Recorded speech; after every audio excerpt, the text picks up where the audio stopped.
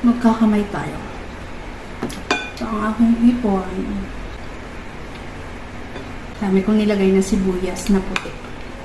Sarap kasi, manamis-namis.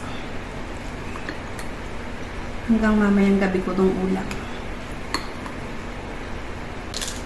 Hindi siya overcook. Kasi kung overcook yan, mahirap balatan, nakakainis yun.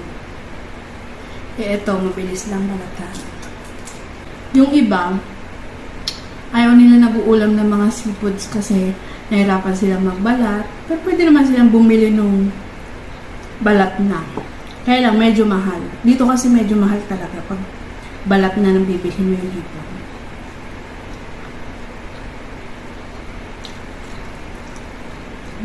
Sarap talaga pag malalaki yung hipon mo kahit medyo mahal, may kamahalan.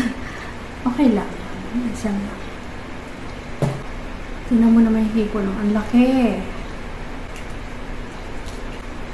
Naalala ko yung anak ko. Gustong-gusto tong hipon. Favorite niya. Minsan nga nag-aaway sila ng daddy niya. Pagka tinatamad siyang himayan. So, nandito na lang si mami. Sabi niya gano'n. Lagyan natin ng maraming sibuyas. Then sili.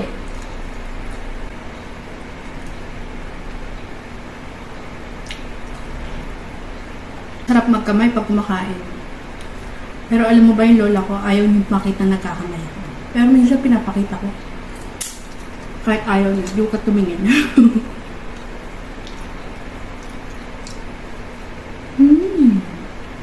Nakakadalawang hipon pa lang ako, pero yung kanin ko paubos na. Sarap yung pagkakaluto ko. Kailangan ganyan talaga yan para hindi sayang yung sauce doon sa balat ng hipon.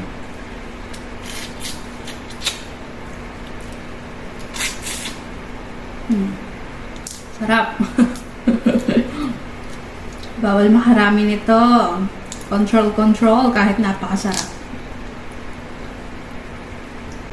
Marami ako nilagay na sibuyas sa buong malaki.